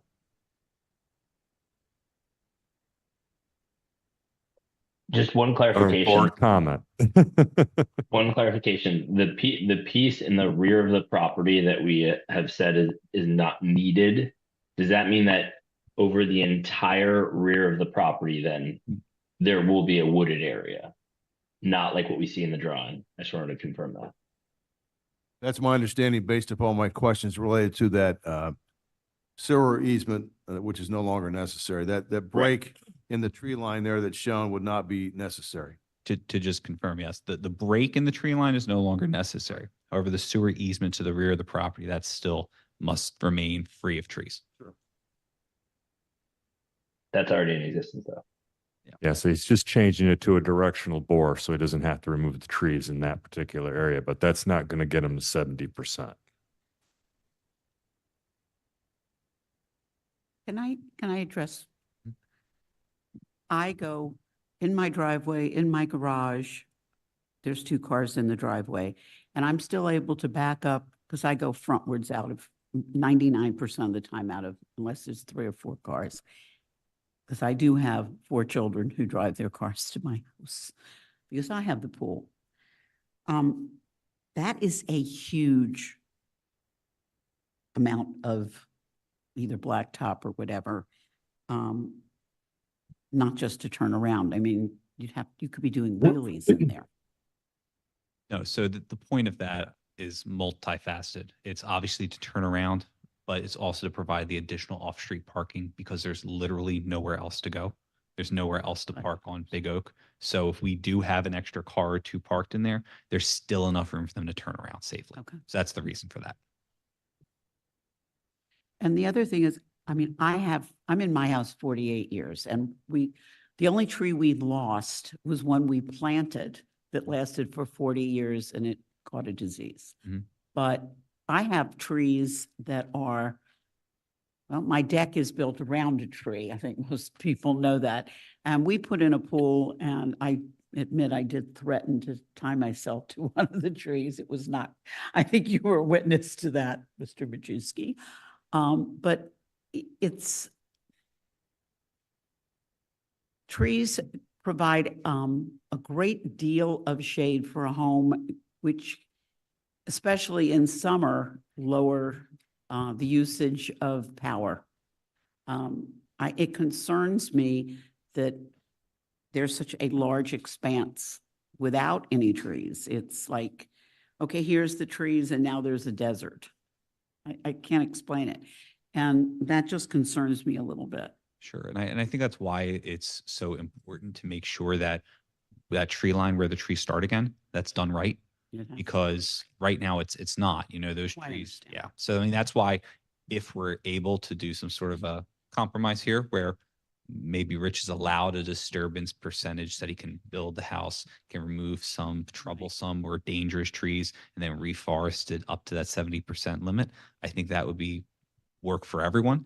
he would be able to have a property that he would use as a single family home and one that would be wooded and one that be wooded in a correct way. And you know, he's going to do it. He already, heck, he hired 2 arborists. Well, I addition to quite it. understand. I drive by there Yeah. quite regularly, and I know some of those trees are kind of brushy and weedy and It's not in great condition, but I just want to make sure we're not cutting down more than what would be necessary and that we replace what we do cut down. Of course. And I think what we don't want is when I showed that picture up there with the neighboring property, we don't want to do that. We don't want to become that. We're not going to do that. You know, I've represented clients who have unfortunately taken it upon themselves to clear cut properties without permission and said, "Oops, woe is me." You know, Rich isn't like that. We're trying to do this by the book, and we're trying to be an open book here. So we appreciate it. Okay, it looks like there's one more public comment, so please come forward, state your name.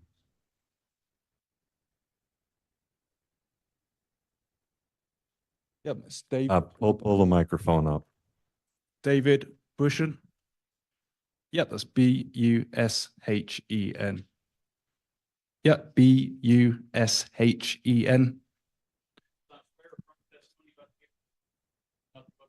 Yes. Okay, so my main concern is if under the guise of safety, this gets Address. accepted, Address. 178 Pinecone Drive. Okay. 19067. Yeah, so my concern is if under the guise of safety, this gets approved, it sets a precedent for the other parcels, right? They're all going to be at it. They're all going to do the same thing. I was actually out in that forest the other day. I was looking for my cat that was lost. Yeah, some of those trees are spindly. Some of them are dying. It's just the forest doing what forests do, right? There's some massive ones that we don't see in those pictures, and they're gigantic. If one of those trees was to go down, it's probably going to like take over like 3/4 of that forest. So I don't think these measures will make any difference at all.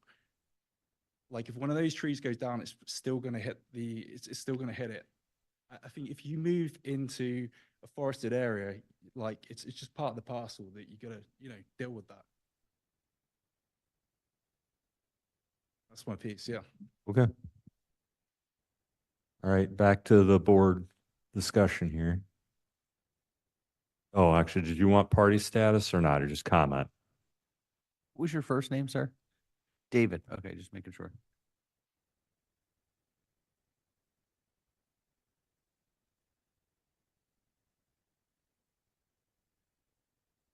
We don't have a diagram. Not here, but it would have to shrink in on what's shown there. Matt, do you have any comment? So I guess it's more of a statement than a comment, but it's, you know, there's a lot of space on this property that they could tighten up on to get to that 70%. I do understand that, you know, the larger trees, the root systems are different when they start getting wind loads on them. There's the potential for them to come down. I don't think it's as great as an issue under normal circumstances. I have property that we cleared an area, and I have significant hemlocks. None of them have come down yet, but I have seen it on other properties. So I do like your idea of allowing the construction and then infilling back in with trees to regain that 70%. I have concerns about if Jim's staff is going to be able to oversee that replanting. We would need to have our township engineer involved in that and a landscape architect to be intimately involved in that. But I believe the township has accomplished similar levels of effort for plantings elsewhere, correct? Yes, but to Matt's point, it's not easy. I mean, ideally, I'd rather just say, here's your limit of disturbance. It's 70, you're maintaining 70% of the property on a treed lot and don't go outside of it. I think that's far easier for the township to monitor.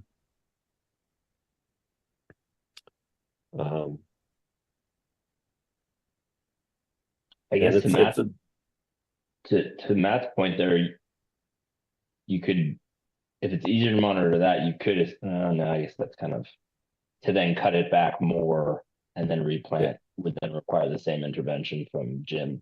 So if you allow cutback of more and then replanting to get back to it, you're involving, like Jim said, you're going to need a landscape architect to come in and see what's going on and make sure that the correct details are being followed.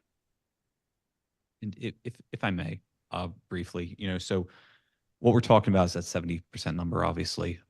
If it would help the township, we can have, and let me put it this way. I think the ideal solution here, because Rich does want a forested lot, he just wants the right trees to be near his home. So if we allow a variance conditioned on the reforestation of the lot back to 70%, Rich's engineer will supply a plan to the township zoning office for their review showing that 70% number. So that might be able to help the township's enforcement efforts. Even if we went forward and didn't ask for any relief whatsoever, we would still be bound by a 70% plan that we would have to submit to the township anyway. So this just basically gives Rich the right to change some of those trees in close proximity to the house, but the same barriers and the same buffer area that would be policed by the township would be policed the same either way. Jim, would that be part of the 18-month maintenance period too after construction? Possibly. Would what be? Monitoring the reforestation, would that be part of that 18-month period as well, do you think, or not? Yeah, this is a development that would require a development agreement. One of the short form development agreements we have with the developer, and then we'd require that the plantings be maintained.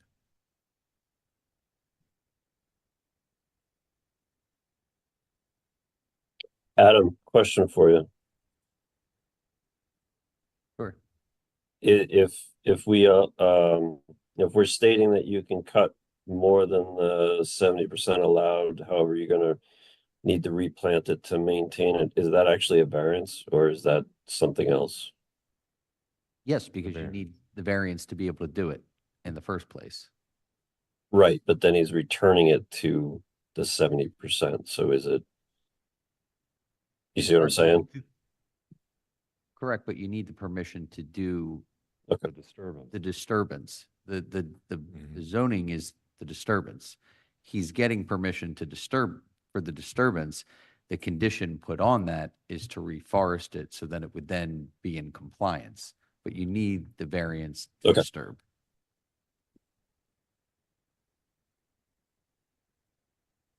I think it sets good precedence too, because it's everybody's getting what they want. And it's making the forest and the, you know what I mean, better than what it is today. Correct? Well, I mean, forests are natural creatures, so I'm not getting into that discussion. Well, just if you look at that report, whatever it is, it wasn't grown naturally. Like the other gentleman said, it was a hayfield. It didn't grow to the, you know what I mean, what it would be ideal. The suggestions of some of the other species that they have, if he backfills it with those species, really could be a beautiful lot that's, better for everybody around it. Yeah, no, I agree with that. I mean, sweet gum is a volunteer growth. It likes to take over areas. So, but I forget if it's part of the oak species or if it's one of the others, but in the reforestation though, I would want to see native species, not ornamental species. Correct, which is why I was referencing the township's native plant ordinance in my proposal there. Right. Unless Dan or Jim think there's a better one to use than that. As one of the co-authors of that ordinance, it's probably the best. I would note, based on my reading of the the tree report that was provided, all of the trees that were listed are native trees in Lower Makefield. So there's a very high likelihood that you would be replanting the exact same species, only 50 years younger and much smaller than what would be removed. So just for consideration. But there is the potential that they More could than get some 50. diversity on the lot, right? Oh, yeah. So it wouldn't just be sweet gum. It could be other native Correct. species on that list to create some diversity in that forest. Correct. Probably some understory too that Yep. is kind of shaded out at the moment. Yeah, Probably no, deer browse I is what agree it with is. that.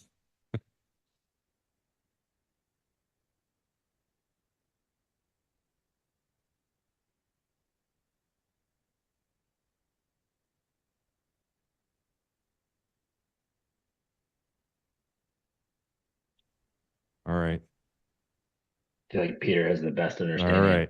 of I that. make a motion to approve Appeal 23-28 to disturb a maximum of 43.6% of the woodland area with the condition that it is reforested back to 70% of the property with species in compliance with the township's native plant ordinance and to the satisfaction of the township engineer and landscape architect. I'll second that. Any discussion? All those in favor? Aye. Aye. All right, motion carries as discussed. You'll obviously have more submissions to do with Jim here. Can't wait. Thank you very much.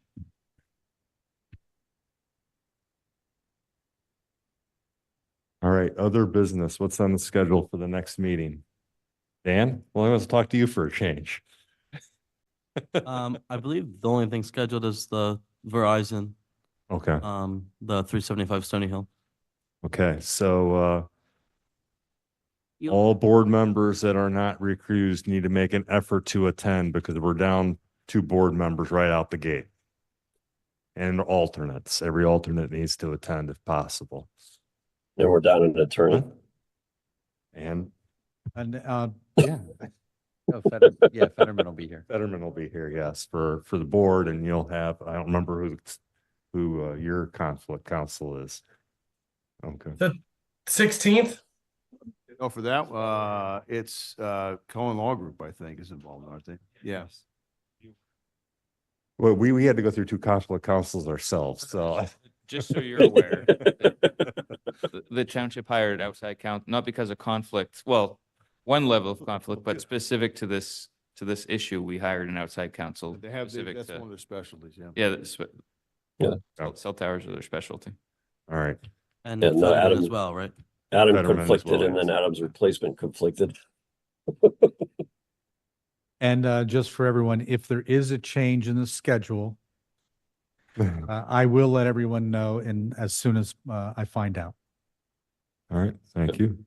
Any other business?